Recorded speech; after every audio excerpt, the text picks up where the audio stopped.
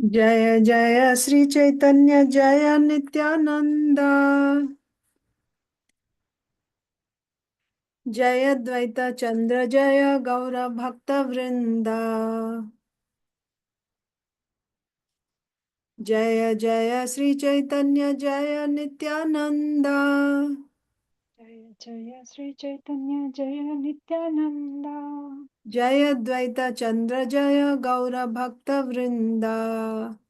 जय द्वैत चंद्र जय गौर भक्त वृंदा। जय जय श्री चैतन्य जय नित्यानंद। जय जय श्री चैतन्य जय नित्यानंदा। जय द्वैत चंद्र जय गौर भक्त वृंदा। जय द्वैत चंद्र जय गौर भक्त वृंदा। श्री चैतन्य चरितामृत की जय। श्रील कृष्णदास कविराज गोस्वामी की जय। श्रील प्रभुपाद की जय। समवेत गौर भक्त वृंद की जय। ओम अज्ञानतिमिरान्धस्य ज्ञानाञ्जनशलाकया चक्षुरुन्मीलितं येन तस्मै श्री गुरवे नमः। श्री चैतन्य मनोभीष्टं स्थापितं येन भूतले स्वयं रूपः कदा मह्यं ददाति स्वपदान्तिकम्। वन्देऽहं श्रीगुरो श्रीयुतापदकमलं श्रीगुरून् वैष्णवांश्च श्रीरूपं साग्रजातं सहगण रघुनाथान्वितं तं सजीवं साद्वैतं सावधूतं परिजनसहितं कृष्णचैतन्यदेवं श्रीराधा कृष्णपादान् सहगण ललिता श्रीविशाखान्वितांश्च। नमो विष्णुपादाय कृष्णप्रेष्ठाय भूतले श्रीमते भक्तिवेदांत स्वामिनिति नामिने।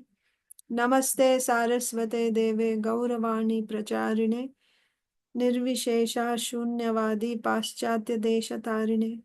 जय श्री कृष्ण चैतन्य प्रभु नित्यानंद श्री अद्वैत गदाधर श्रीवासादि गौर भक्त वृंद। हरे कृष्णा कृष्ण कृष्णा हरे हरे हरे राम राम राम हरे हरे। वाञ्छाकल्पतरुभ्यश्च कृपा सिन्धुभ्य एव च पतितानां पावनेभ्यो वैष्णवेभ्यो नमो नमः। Hare Krishna, dear devotees. I welcome you to today's Sri Chaitanya Charitamrita session. Today is April 9th, 2025. And we are reading from Sri Chaitanya Charitamrita, Madhya Lila, chapter 8, the talks between Sri Chaitanya Mahaprabhu and Ramananda Rai. Yesterday, we started discussing text 138. This is Ramananda Rai explaining the tattva of Krishna to Sri Chaitanya Mahaprabhu on Chaitanya Mahaprabhu's request. So the verse was Vṛndāvane aprākṛta navīna madana kāma-gāyatrī kāma-bīje jara upāsana. So previous to this, we saw Ishvara parama Kṛṣṇah Satchidananda Vigraha Anadiradir Govinda Sarva Karana Karanam, about Krishna Tattva. So he is the supreme Ishvara, Krishna is the supreme Ishvara. His body is transcendental, full of knowledge, full of bliss, and it's eternal. He's the cause of all causes. He is the original personality of Godhead, and all the innumerable universes, innumerable Vaikunthas, and the innumerable avatars, he is the source for all these. So like this, that is, and to substantiate all those statements, Ishvara Parama Kṛṣṇah Satchidananda Vigraha was quoted. Next, this verse is said that in the spiritual realm of Vrindavan, Krishna is the transcendental or the new Cupid, ever fresh Cupid. Vṛndāvane aprākṛta navīna madana. In Vrindavan, there is one aprākṛta, transcendental, navīna. Navīna means new or fresh, ever fresh, madana, Cupid. And how is he worshipped? By chanting Kāma-gāyatrī. So in that context, Srila Prabhupada quoted Brahma Samhita's verse, sriyah kanta kantaha parama. That verse which is describing Vrindavan. So there we read that Lord, yeah, you can. So there Lord Brahma himself, this is Brahma Samhita, where Brahmaji is saying, Govindam Adi Purusham Tamaham Bhajami. He is expressing his desire to worship. In his prayers, he expresses his desire to worship that Vrindavan, that spiritual land where Krishna is present. Yet, this transcendental Vrindavan is not appreciated by those who are after material pleasures. Those who are not devotees cannot understand the glory of Vrindavan Dham. If one is not a devotee or if he is not self-realized, he will not be able to appreciate Vrindavan. Then once again, to support this point, Narottam Das Thakur's song, Ara kabe nitai chand karuna koribe, samsara vasana mora kabe tuchha habe. This verse was, three of these verses from this song were quoted, that when will Nityananda Prabhu show mercy on me so that I can realize the uselessness of material pleasure. That means my mind is running after material pleasure. Only when I receive the mercy of Nityananda Prabhu will I see the futility of materialistic life, of material pleasure. When will my mind be cleansed of all material dirt so that I will be able to feel the presence of spiritual Vrindavan? That means as long as there is material contamination in my consciousness, I won't be able to see Vrindavan. So if you remember, in that context, we discussed the transcendental diagram. On the right side, Bhakti Marga. I hope you remember. Maybe I can quickly share it with you.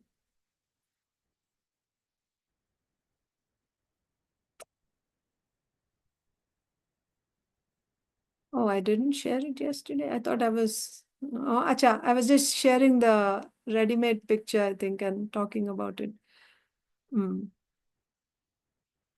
Anyway, I can share from today's Bhagavatam class or Bhagavad Gita class.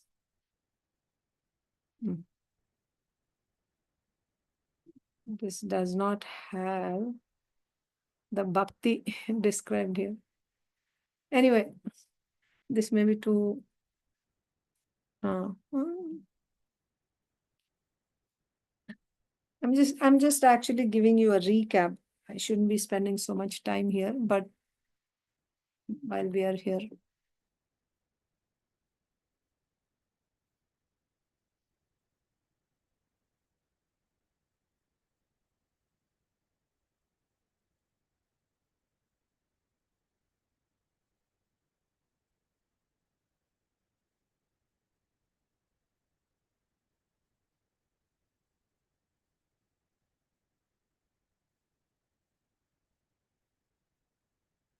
This is a karmi. This is Daiva Varna Ashram Dharma. And this is Bhagavat Prapti.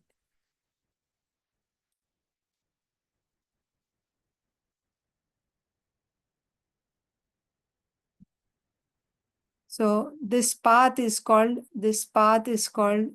Shuddha Bhakti.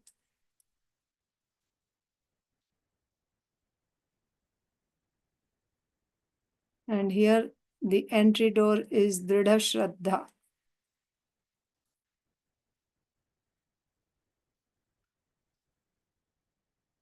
Whose symptom is Sharanagati.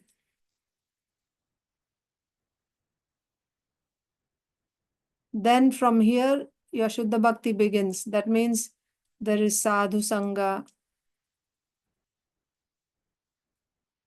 Then you have Bhajana Kriya. Like this, your stages. Anartha Nivritti, Nishtha, Ruchi, Asakti, Bhava, Prema. Like that. This is your Bhakti path. Okay. Asakti, ruchi, nishtha, anartha nivritti. Okay.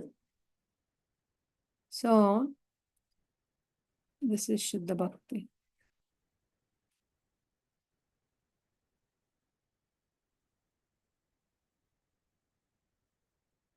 Shuddha Bhakti. Okay, so this path is Shuddha Bhakti. So, what we discussed yesterday was that unless all your material contamination is removed, you cannot realize this Vrindavan. Bhagavat Prapti means that's when you get darshan of Bhagavan, that's when you will get Bhagavat, you will see Vrindavan. So, if you want to see Vrindavan, first all your material contamination has to be removed, was said yesterday. So, in this context, we also discussed who is qualified for what, if you remember. So, who is qualified for karma? Quickly, please. Who's qualified for karma? Who's qualified for jnana? And who's qualified for bhakti? Anyone? Who's qualified for karma? One who has too much material desires. Yes, one who is full of material desires, one whose heart is full of material desires, he's qualified for karma. And who's qualified for jnana? Fully detached. Fully detached. Very good. And who's qualified for bhakti? One who has faith. Yes, who has firm faith. Yes, firm faith. But there's one more. Firm faith, if you have, what else? That verse says, you're not required to have full detachment, nor should you have full attachment. Because karmi means full attachment. Jnani means full detachment. For bhakta, neither full attachment nor full detachment. Neither is required. Right? For karma, full attachment is required. Jnana, full detachment is required. For bhakti, neither of them is required. Neither full attachment nor full detachment. That means if you're not qualified for these two, right? That means neither full detachment is required nor full attachment. Because if you have full attachment, then you'll be qualified for karma. You won't be able to do bhakti. But what is required here? If you have Shraddha Matram, Matram means what? Only Shraddha. If you have only Shraddha, then nothing else is required. Shraddha Matram. If you have only Shraddha, it is sufficient. Even if you're not fully detached, don't worry. Because that detachment will come by bhakti only, all those attachments will go away. Like that we discussed yesterday. And if your heart is full of material desires, you won't be able to do bhakti. Shuddha bhakti you won't be able to do. But if you have some material desires, don't worry. You can still do bhakti, provided you have firm faith. So this was discussed in yesterday's reading. Now we will continue with the purport. So why this was discussed? In the context of Narottama Das Thakur's song. And Narottama Das Thakur's song where he's singing that when will my mind be cleansed of all material dirt so that I will be able to feel the presence of spiritual Vrindavan. In that context, we discussed. When will I be attracted to the instructions of the Goswamis so that I will be able to understand what is Radha and Krsna? What is this verse telling us? That means it is not possible to get to understand Radha Krishna without going through the Goswamis. You have to come in disciplic successions. That's why we are called Rupanugas. It's not possible for us to understand Radha Krishna without understanding the instructions, without carrying out the instructions given by the Goswamis. So first, one has to be purified of all material desires. So I gave you clarity on that. All material desires means It's not required that fully you should be free, because anarthas will get removed as you do bhakti, but major anarthas must be removed. That is done by the spiritual master so that you can now begin bhakti. So you should be purified of material desires, of attraction for fruitive activity, and purified of attraction for speculative knowledge. Then you can actually take to the path of bhakti, and then ultimately you can realize Vrindavan. So that means understanding Vrindavan is not possible for someone who is very materialistic. So now let's continue reading the purport.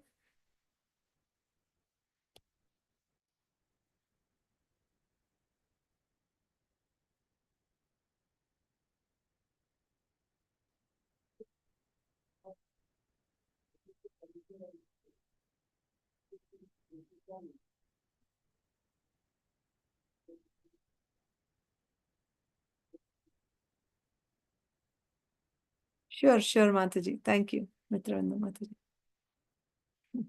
Thank you. Okay. So, yes.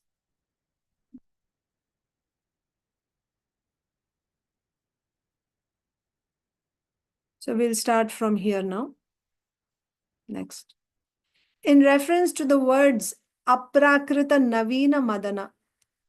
Aprākṛta means not material, transcendental. Navīna madana, ever fresh, Cupid. Aprākṛta refers to that which is the very opposite of the material conception. The Mayavadis consider this to be zero or impersonal.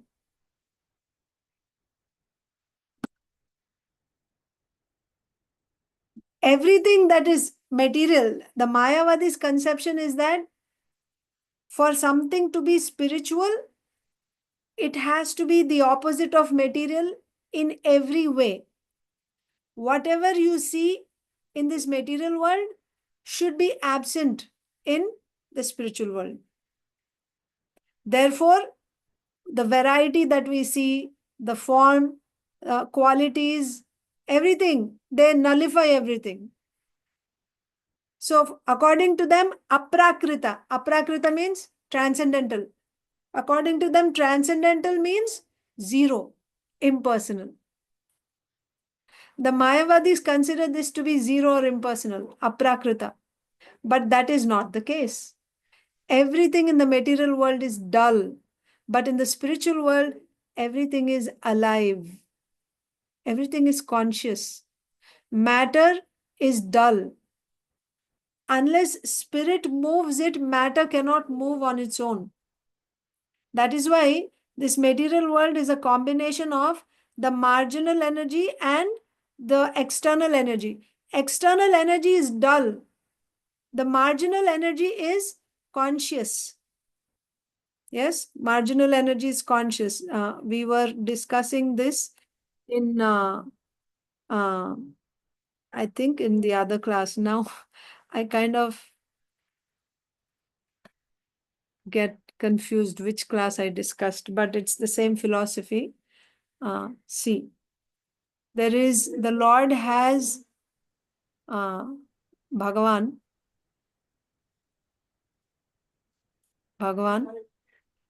has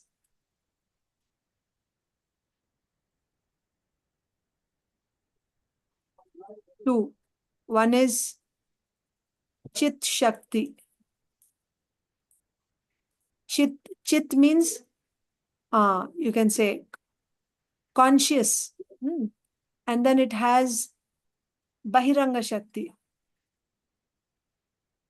Bahiranga Shakti means external energy. This Chit Shakti, again, you have two. One is called Swarupa or internal energy, Swarupa Shakti. And the other one is Tatastha Shakti. Tatastha Shakti means marginal energy. Both are conscious. What I'm trying to tell you is Both are conscious. The internal energy is also conscious and the external energy is also conscious. But still there is some difference. The external energy's consciousness is limited. It is small. Right? The consciousness is small, limited. Whereas the internal energy's consciousness, Chit Shakti, is very powerful. It's very powerful. Both are conscious. What about this external energy, Bahiranga Shakti? There is no consciousness. No consciousness. External energy cannot act on its own. It has to be moved by the conscious energy, either this marginal energy or the internal energy.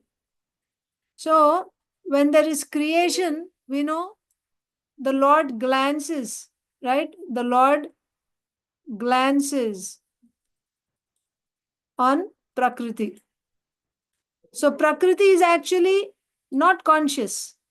Prakriti is not conscious. But when he glances, when the Lord glances on Prakriti, he's sending his Kala Shakti, his potency, called time. By this potency, this unconscious or dull Shakti or matter is moved to action. So it is this Kala Shakti which is moving it. So this Kala Shakti flows as long as the Lord keeps his eyes open. When the Lord, so when the Lord closes his eyes, that energy is not flowing to Prakriti anymore. So the whole material energy collapses.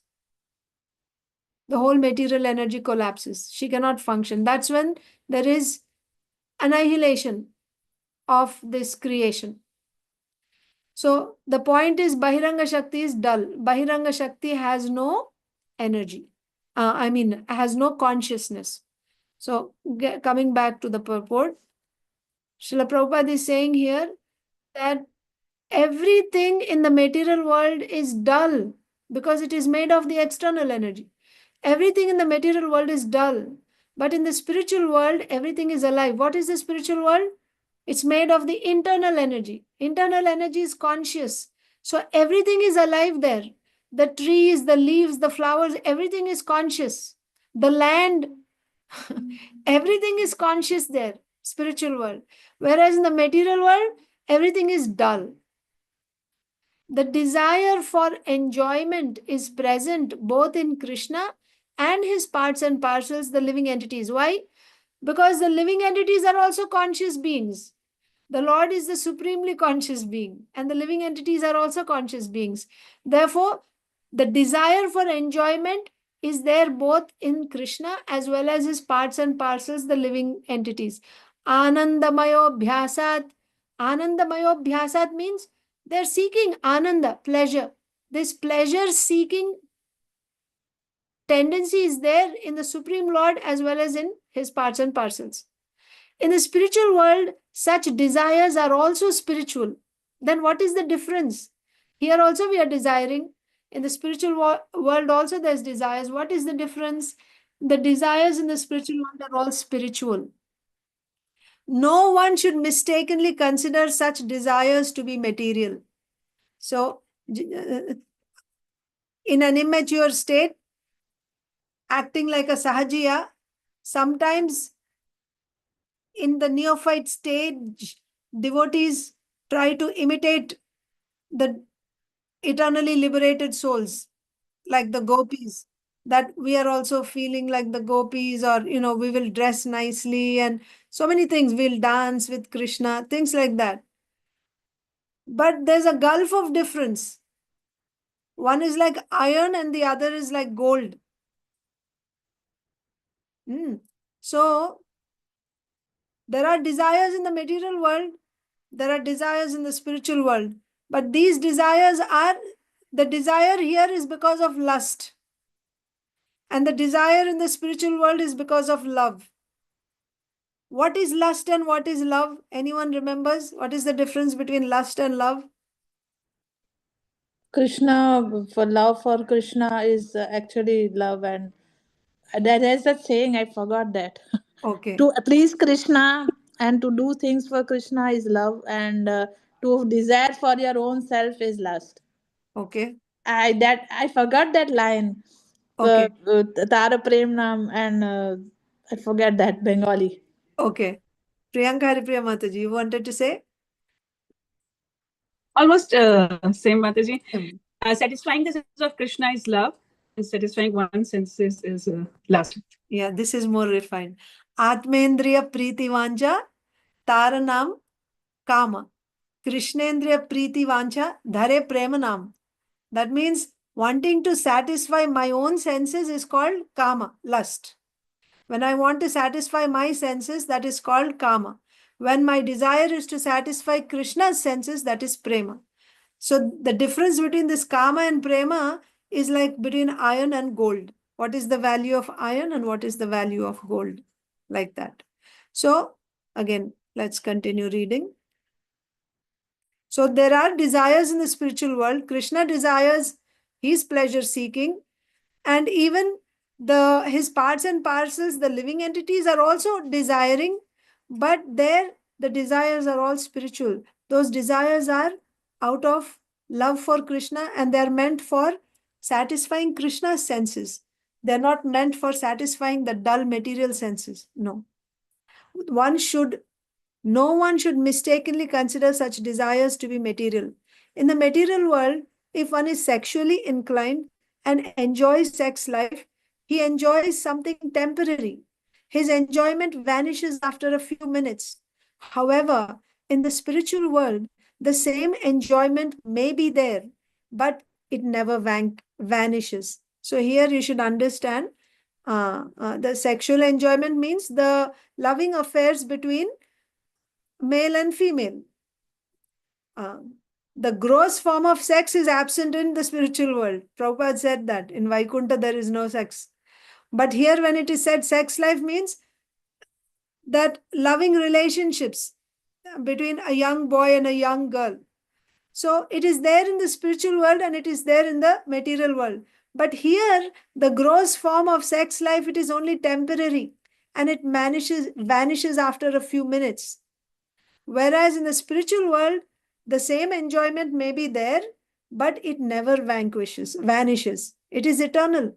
It is continuously enjoyed. In the spiritual world, such sex pleasure appears to the enjoyer to be more and more relishable with each new feature. It doesn't die down. This is another thing. However enjoyable a thing may be in this world,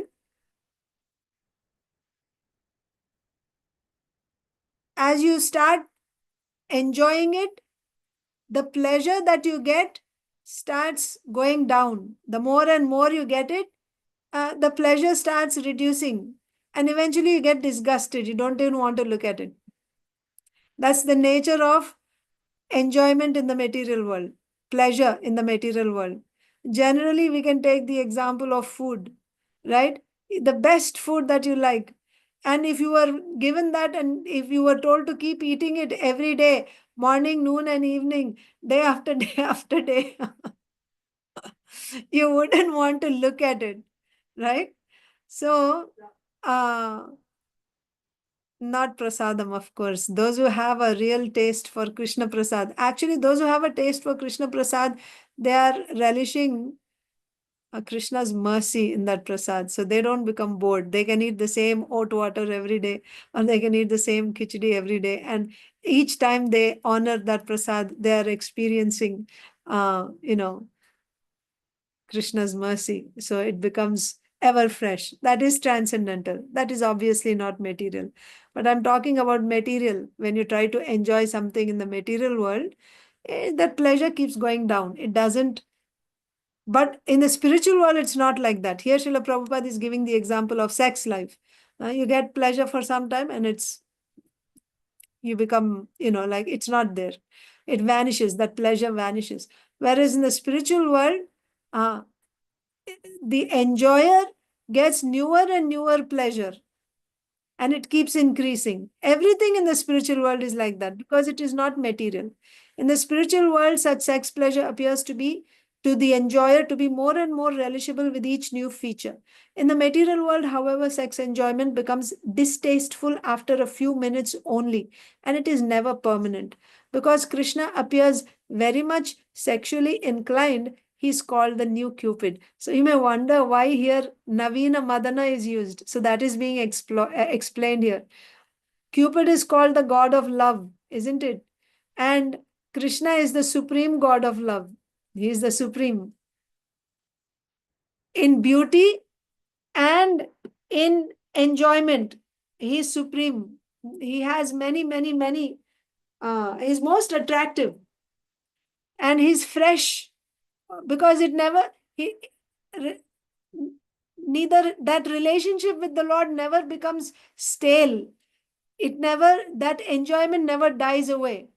In fact, it becomes more and more relishable. The more you enjoy, the more tasty it gets.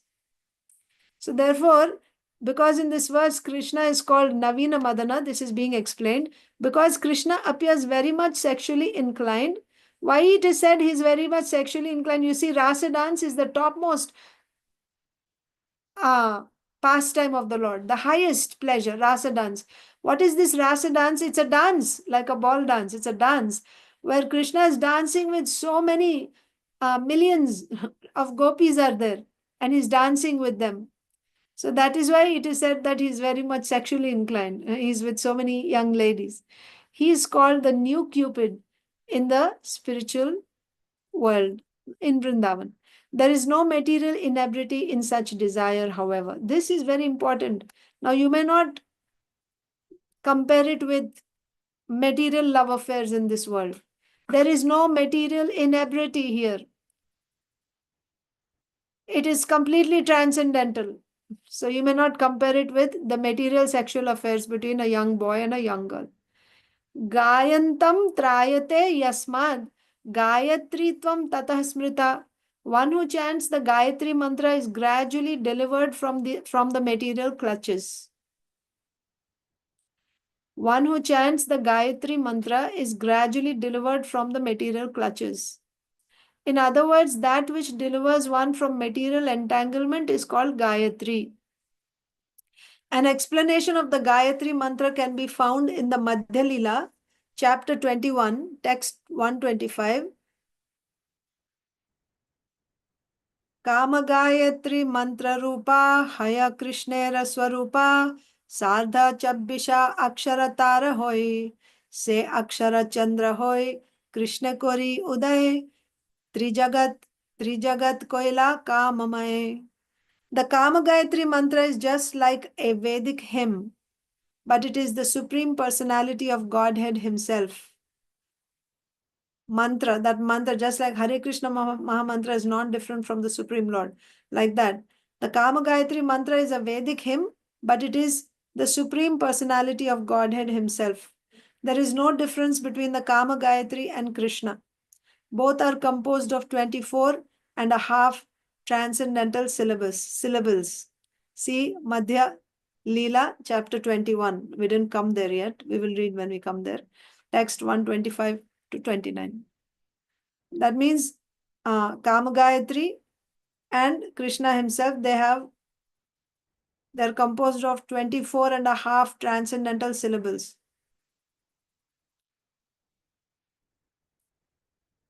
Okay. The mantra depicted in letters is called Kṛṣṇa, and the mantra rises just like the moon. Due to this, there is a perverted reflection of desire in human society and among all kinds of living entities. The mantra depicted in letters is also Kṛṣṇa.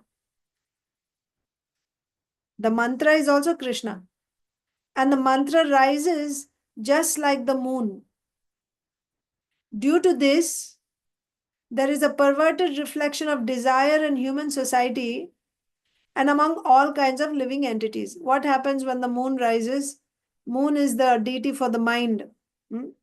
So, there is a perverted, because the mantra is non-different from Kṛṣṇa and the mantra rises just like the moon, there is a perverted reflection of desire in human society and among all kinds of living entities. In the mantra, I'm not saying it aloud, it's Gayatri mantra. Kṛṣṇa is called Kāma-dev. Should I just skip this part? Because this is describing the Gayatri mantra. So in essence, Gayatri, mother of the Vedas, having been manifested by the divine sound of Sri Krishna's flute, entered the lotus mouth of Brahma, the self-born, through his 8 ear holes. Gayatri, mother of the Vedas, having been manifested by the divine sound of Sri Krishna's flute, entered lotus mouth of Brahma, the self-born, through his 8 ear holes, because he had 4 heads. Thus, the lotus-born Brahma received the Gayatri mantra, which had sprung from the song of Sri Krishna's flute. So, at the beginning of creation, Tene Brahma Hridaya Adi Kavaye, right? Adi Kavi is Brahma. So, unto Brahmaji's heart, Lord Kṛṣṇa, through his flute, gave this Gayatri mantra. He gave Vedic knowledge. So, Gayatri mantra is also a Vedic hymn. So, Brahma received the Gayatri mantra, which had sprung from the song of Sri Krishna's flute. In this way, he attained twice-born status. So, when you become a Dvija, how do you become a Dvija?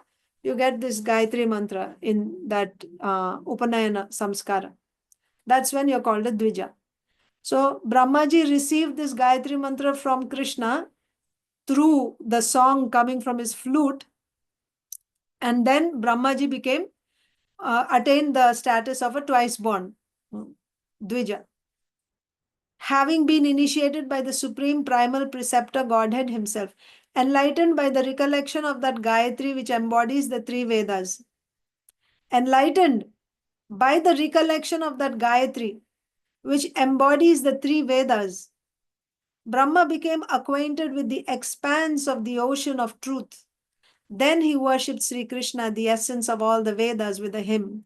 The vibration of Krishna's flute is the origin of the Vedic hymns. Lord Brahma, who is seated on a lotus flower, heard the sound vibration of Krishna's flute and was thereby initiated by the Gayatri mantra. So that is the essence of this verse. The essence is Brahmaji received this Gayatri mantra from Lord Kṛṣṇa, and then he was able to create. He got all knowledge. When one is advanced in spiritual understanding, he can worship the Supreme Personality of Godhead with his spiritually purified senses and fulfill the desires of the Lord. Manmana bhava madbhakto madhyaji mam namaskuru mame vaishyasi satyam te pratijane priyosime. Always think of me and become my devotee. Worship me and offer your homage unto me. Thus you will come to me without fail. I promise you this because you are my very dear friend. Okay. Why this is discussed? Because in this verse it is said, how is Kṛṣṇa worshipped? He is worshipped by chanting the Kāma-gāyatrī. What happens when you chant the Kāma-gāyatrī? You become advanced enough to, as it is said here,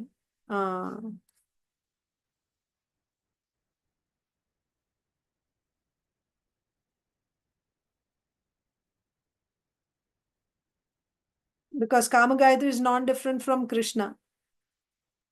Kāma-dev is Madan Mohan, the deity who establishes our relationship with Kṛṣṇa. He who carries an arrow made of flowers is Govinda, the personality of Godhead, who accepts our devotional service. So, Kṛṣṇa is the transcendental Cupid. Cupid has an arrow made of flowers, but here this Cupid is transcendental Cupid, Madan Mohan, Kṛṣṇa, Govinda. And he accepts our devotional service.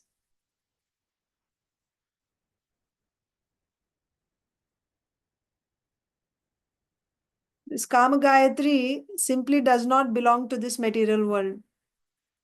The reason I'm not uttering it is we are not supposed to utter it aloud. Okay. It's supposed to be chanted silently.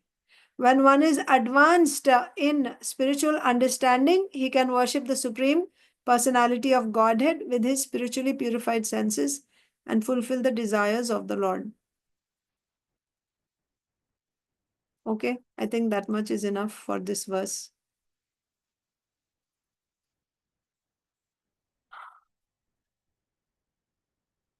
Yeah, I can just read maybe instead of when there is like.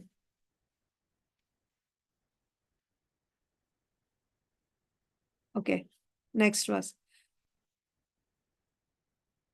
Purusha yoshit kiba sthavara jangama sarva chitta karshaka sakshat manmatha madana. Again. The very name Kṛṣṇa means that he attracts even Cupid. He is therefore attractive to everyone. Kṛṣṇa means what? One who is all attractive. All attractive means he's even attractive to Cupid. Cupid is most attractive, but even Cupid becomes attracted towards Kṛṣṇa. He is therefore attractive to everyone, male and female, moving and inert living entities. Indeed, Kṛṣṇa is known as the all-attractive one. Purusha, yoshit, that means male, female. Kiba sthavara jangama, whether it is moving or stationary, right? Sarva chitta akarshaka, most attractive to the hearts of everyone.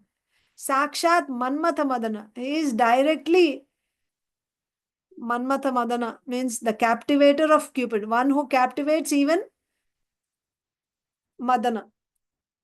Or the one who captivates man, yeah, one who manmatha, man ko har lena, man ko mat dena. Madan, Cupid is famous. Cupid is known for what happens when you are shot by the arrow of Cupid. You become so agitated. Your heart becomes agitated, right? Agitated. Like when you're churning, your heart is agitated. When Cupid shoots his arrow at someone, that means they're agitated by lust. There is no love in this world. There's only lust. But when Cupid shoots his arrow at somebody, that person becomes agitated. But Kṛṣṇa is such a Cupid that even Cupid becomes agitated when he sees Kṛṣṇa. Manmatha madana. Kṛṣṇa is manmatha madana. That means madan ke man ko bhi mat dete hain. Manmatha madana. That is Kṛṣṇa. He is attractive even to Cupid. Purusha yoshit kiba sthavara jangama, whether male or female, whether stationary or moving, sarva chitta karshaka, he is attractive to everyone's heart. Sakshat manmatha madana, he even agitates Cupid.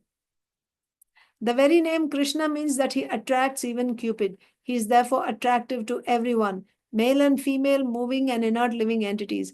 Indeed, Kṛṣṇa is known as the all-attractive one. Purport: just as there are many orbs in the material world called stars or planets, in the spiritual world, there are many spiritual planets called Vaikuntha Lokas. The spiritual universe, however, is situated far, far away from the cluster of material universes. What we know of is just, all these galaxies and everything that the astronomers talk about, that is still within this one universe. Here we are talking about the cluster of universes, material universes. But the spiritual universe is far, far away from the cluster of material universes. Material scientists cannot even estimate the number of planets and stars within this one universe. They are also incapable of traveling to other stars by spaceship. According to the Bhagavad Gita 8:20, there is also a spiritual world. Parastasmat tu bhavonyo vyakto vyaktat sanatanaha yahasa sarveshu bhuteshu nashyatsu na vinashyati. Parah tasmat tu bhavonyo vyakto vyaktat sanatanaha. Right? There is one spiritual world. Paraha means transcendental. And it is of a different nature, anya bhava. It's not the same nature as this material world. Vyakta and avyakta, that which is manifest to our senses and that which is not manifest. Within the material world, you have vyakta and avyakta, right? The manifested and unmanifested. Are you able to see the swarga, and are you able to see all the other, even on the Bhumandala, the remaining varshas we are not seeing. They're avyakta, right? We cannot see. But still it is part of this material universe only. But beyond the vyakta and avyakta material world, there is a transcendental world, and that is of a different nature. Yahasa sarveshu bhuteshu nashyatsu na vinashyati. There everyone is never annihilated. When this world is annihilated, this both vyakta and avyakta material universes are annihilated, that transcendental abode remains intact. It is not annihilated. Yet there is another unmanifested nature which is eternal and is transcendental to this manifested and unmanifested matter. It is supreme and is never annihilated. When all in this world is annihilated, that part remains as it is. Thus, there is another nature which is superior to material nature. The word bhava or svabhava refers to nature. The spiritual nature is eternal, and even when all the material universes are destroyed, the planets in the spiritual world abide. They remain exactly as the spirit soul remains even after the annihilation of the material body, like that. The way, even when the body is annihilated, the soul is not annihilated. In the same way, when all the material universes are annihilated, that spiritual universe remains. That spiritual world is called the aprākṛta, anti-material world. Aprākṛta. In this transcendental spiritual world or universe, the highest planetary system is known as Goloka Vrindavan. That is the abode of Lord Kṛṣṇa himself, who is also all spiritual. His land is all spiritual, he is all spiritual, all his associates are all spiritual. Kṛṣṇa is known there as aprākṛta madana. The name Madana refers to Cupid, but Kṛṣṇa is the spiritual Madana. His body is not material like the body of Cupid in this material universe. Kṛṣṇa's body is all spiritual, Satchidananda Vigraha. Therefore, he is called aprākṛta Madana. So this was said in the previous verse. Aprākṛta Madana. Aprākṛta navīna madana was said, right? So he's called aprākṛta Madana because his body is not material. He is also known as Manmatha Madana, which means that he is attractive even to Cupid. Sometimes Kṛṣṇa's activities and attractive features are misinterpreted by gross materialists who accuse him of being immoral because he danced with the gopis. But such an accusation results from not knowing that Kṛṣṇa is beyond this material world. His body is Satchidananda Vigraha, completely spiritual. There is no material contamination in his body, and one should not consider his body a lump of flesh and bones. The Mayavadi philosophers conceive of Kṛṣṇa's body as material, and this is an abominable, grossly materialistic conception. Yes, Mayavadis, that's why Mayavadi Kṛṣṇa is aparadi. Mayavadis say that Kṛṣṇa is, his body is material. Ultimately, the absolute truth is Brahman. Brahman has no form. As soon as you talk about form, form means it is material. Any form, any quality, it is material, they say.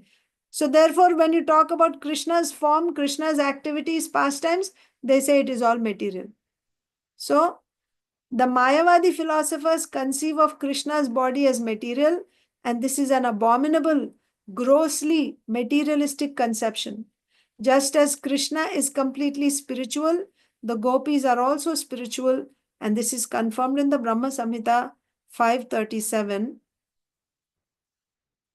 It's a big purport. Maybe we should keep some for tomorrow because it's a long purport. Let's just digest this much for today. Does anyone have any questions on what we discussed so far? I mean, Mataji, yes. what is the sense of last verse purport? Can you say? Yes. So in this verse, Kṛṣṇa is most attractive. He's attractive even to Cupid. That's the point here. This verse is saying all men, women, moving, non-moving, he attracts everyone's heart. That is the point of this verse.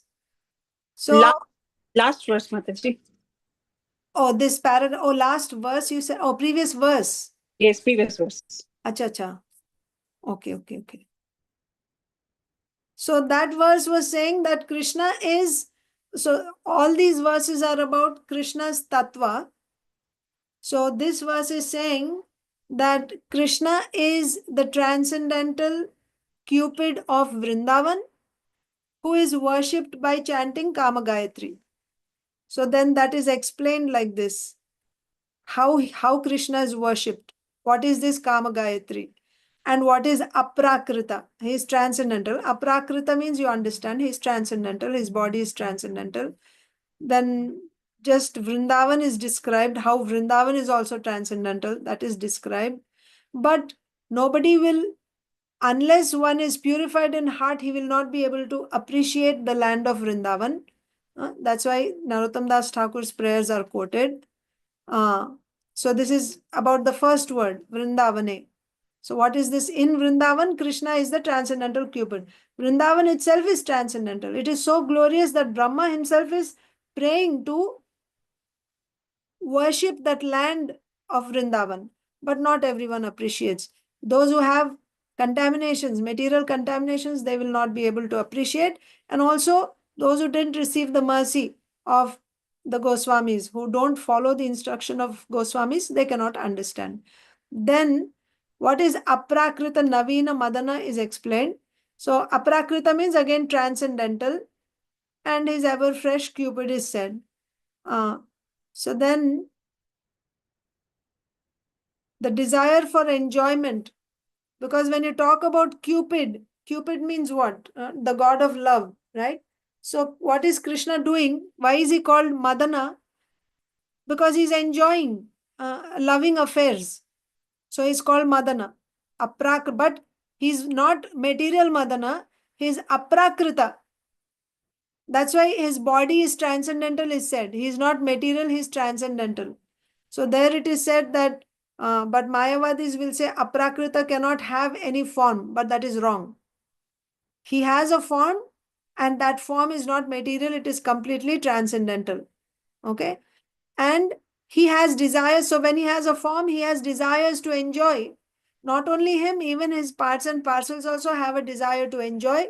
But that enjoyment is not material, that is also completely spiritual. You should not make the mistake of comparing Kṛṣṇa's enjoyment with material enjoyment. Right? When you say, in this world, people are enamored, right, attracted to, they have the sex attraction. That is the highest pleasure in this material world. But what is the difference? There is also sex enjoyment in the spiritual world. In Kṛṣṇa's loving affairs, there is sex enjoyment. But that sex enjoyment is completely transcendental. There is no material inebriety. And here in this world, any type of enjoyment, the pleasure that you derive from that keeps decreasing. The more you enjoy, the more it becomes distasteful. And it comes to a point where you don't want to look at it. Whereas in the spiritual world, the more you enjoy, it becomes even more and more relishable. So that is being said. And why he is called Cupid here? He is called the new Cupid because he appears to be sexually inclined. Because I told you, like rasa dance, Kṛṣṇa is performing rasa dance, he's surrounded by gopis. So that is why he's called a Cupid here. But don't commit the mistake of comparing that with material lusty affairs. There is no material inebriety, that should be understood. Then why we are talking about this Gayatri, Kāma-gāyatrī mantra? Because this verse is saying Kṛṣṇa, who is the ever fresh or fresh Cupid, transcendental Cupid in Vrindavan, he is worshipped by chanting the Kāma-gāyatrī is said. The way to worship Kṛṣṇa is by chanting Kāma-gāyatrī. So then we started discussing about Kāma-gāyatrī. What is Kāma-gāyatrī mantra? This is actually a Vedic hymn, but it is non-different than Kṛṣṇa himself. And then that mantra is also explained what is what in there. So basically the point is that that mantra is non-different from Krishna. And in general, when one chants Gayatri mantra, one, by chanting it properly, that person comes out of material bondage completely by chanting Gayatri mantra. He comes to the transcendental platform, that is said.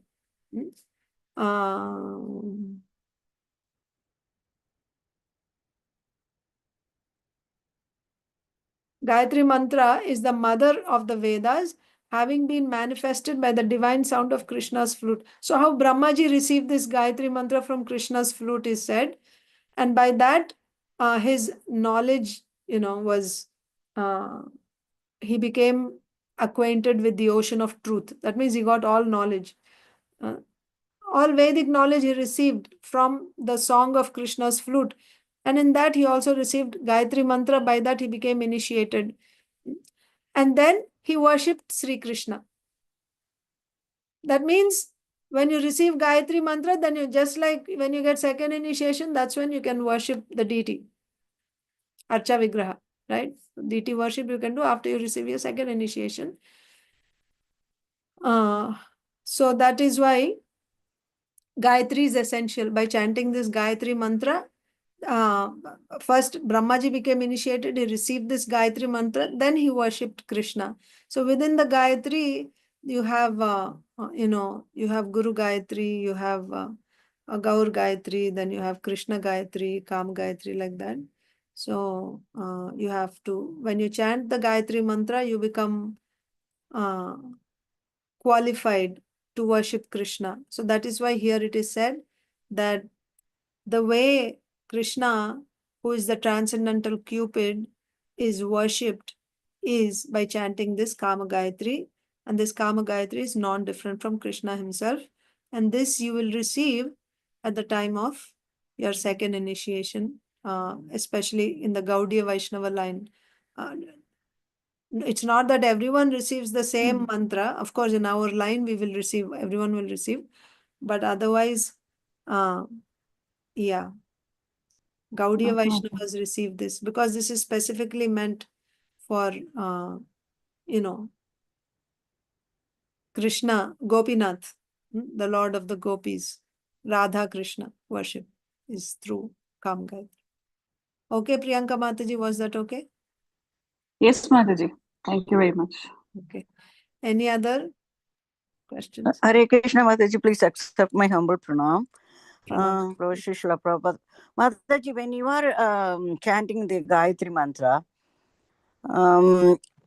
so it is actually going to transport you to Krishna Lok, or it will reduce your material bondage, as we were talking here? So as I said, there are different Gayatri mantras, Mataji. There is Brahma Gayatri, and then I said Guru Gayatri, Gaur Gayatri, Krishna Gayatri, and then you have Kāma-gāyatrī, like that. So in general, like when you chant Gayatri, it brings you out of the material. The Brahma Gayatri is chanted by the Dvijas. That is very like known. The Brahma Gayatri, I think, is known to many. So that is chanted by the Brahmanas. That brings you out of the material clutches. That is what is said here in the purport. I'll go back. But when you chant the Kāma-gāyatrī, right, it is non-different from Krishna, it is said, Kāma-gāyatrī. And the explanation is given here. Kāma-gāyatrī simply does not belong to this material world. When one is advanced in spiritual understanding, he can worship the Supreme Personality of Godhead with his spiritually purified senses and fulfill the desires of the Lord. Like that. So yeah, it will actually reveal the spiritual world and the Lord. Further things are revealed through the Kāma-gāyatrī. Yes. So you will... Okay. I have another question, Mataji. My father used to do Sandhya Vandan, they do the Gayatri and all. Yes. Is it what is it? Is it they never tell you what it is that they were doing? Right. That is the Brahma Gayatri that they chant, but it depends on the line that you're coming. Even in Vaishnavas also we are given. So for us, we are given Kṛṣṇa-gāyatrī and we are given, Gaur-gāyatrī. We are coming in the line of Chaitanya Mahaprabhu. So there are different Gayatri mantras, but Brahma-gāyatrī is chanted by everyone. That's known also. Yeah. So maybe it is Brahma-gāyatrī, but I'm not sure. It can be others also there. But in our Gaudiya Vaishnava line, we are given these 6 Gayatri mantras. So it will remove all the contamination, material bondage. Yes. Actually, Gayatri mantra is chanted for worship, Mataji. Mainly, we get this second initiation is meant for worshipping the deity. So if you want to worship Radha Kṛṣna, then you have to chant this Kāma-gāyatrī, you have to chant, right? So material contamination will be removed. Yes. When you chant Gayatri mantra, all material contamination will be removed. Okay, so all the material desires will go away slowly. That's what it is. And then you will be more akin to Kṛṣṇa. You will move closely to Kṛṣṇa. That's what it is. Yeah, you'll transcend the material realm by chanting the Gayatri mantra. You'll come above the material, all material attachments. And why do they have it for 3 times? Because I know my father chanted in a Vaishnava tradition, Sri Vaishnava, 3 times. Why is this we have to do it 3 times? This Morning, is, afternoon, and evening. yes, Mataji. So 3 Sandhya. So Sandhya is the time. So morning Sandhya, noon Sandhya, and evening. It is the time between 2, like, early morning. It is like between night and morning, between light. So like that 3 Sandhya. Sandhya is like in between time. So there are 3 Sandhyas when we are supposed to do spiritual activities. During these 3 Sandhyas, we are supposed to do spiritual activities. And during that time, we should not do any contaminating activities, like passing stool or engaging in sex or even eating and things like that. You're not supposed to do at that time. So that time is meant only for spiritual activity. So therefore, Brahmanas, Dvijas, all Dvijas, they chant, they take bath also. They take bath 3 times. Traditionally, actually, they take bath 3 times and then they chant the Gayatri mantra. And if you are a sannyasi, they chant their sannyas mantra 3 times during the 3 sandhyas. So why they do it like this? One reason is, first of all, we do it because this is the method that is given in Vedas. This is the method which is given in Vedas, therefore we do it. And why the Vedas are making us do this? Because it will remove laziness in this. I'm not telling this particularly regarding chanting Gayatri 3 times, not only in this case, but in general, why we have so many rules and regulations in our practices. Rising early in the morning, and for cleanliness, you have to do achaman, and so many things, punctuality, all these things we have to follow. When you worship the deity, right? How many circles you have to do for each limb of the deity. There's a specific number and certain mantra you have to chant. And this much time is meant for arti. You have to finish within 25 minutes. And offering has to be done at this time, this much time. Because when we have these set rules and regulations, and what it does is, sometimes you may feel like doing, sometimes you may not feel like doing. But regardless of whether you feel like it or not, it removes laziness from you. Kadariyata, it's called kadariyata. So this keeps you engaged in spiritual activity so that you don't, fall off. So for that reason, we have rules and regulations. And why we follow? Because these rules and regulations are given in Vedas and Shastra, coming down in disciplic succession. Therefore, we have to follow. Yeah, Mataji, but for Hare Krishna mantra, you can chant anywhere, anytime. Yes. It has no restrictions. But especially for Gayatri, when you worship, there are certain restrictions. You cannot just do whatever you feel like. Correct, absolutely. So Gayatri mantra is So that is actually the glory of Hare Krishna Mahamantra. It's extremely merciful, extremely merciful. Anyone can chant at any time. There's no time, place, circumstance, no conditions. You can chant anywhere, even, in the bathroom, anywhere you can chant. And in fact, it is recommended that you should chant all the time. That does not mean that Hare Krishna Mahamantra is not as pure and not as high. Therefore, we are able to chant. It's not like that. Actually, Hare Krishna Mahamantra is the highest mantra, but extremely merciful, like Sri Chaitanya Mahaprabhu. Right? He is Supreme Personality of Godhead, Krishna himself. But when you're worshipping Radha Krishna, you have to be very, very careful about offenses. Even small offenses when you make, they will be counted very strictly, seriously. But when you're worshipping Gauranga Mahaprabhu, he is extremely merciful. Even if you simply have a deity of Gauranga Mahaprabhu, you sit in front of him and you chant, he's satisfied. With that chanting, he's satisfied. That doesn't mean he's any less. He's the same person. But this is the Audarya form, merciful form. Like that, Hare Krishna Mahamantra is the supreme Mahamantra. If you have only Hare Krishna Mahamantra, there is no need of chanting any other mantra. No need of chanting even Gayatri also. That is a Gayatri mantra is chanted specifically for deity worship, when you're doing deity worship. And when you talk about deity worship, it's very meticulous. So many rules and regulations, and there are offenses also.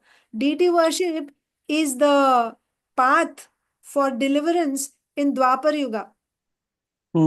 But in Kali Yuga, we cannot maintain that standard. We don't have that purity. It is not even possible. So in Kali Yuga, the method is this Sankirtan Yagya, chanting the holy names of the Lord. But this in the Pancharatra Marg, you do both Bhagavad, and so you should do deity worship also, because that will keep us regulated. Same thing like we see in our transcendental diagram in the Daiva Varnashram Dharma, right? You still have to have some regulation. But when you are completely transcendent, of course, they also follow.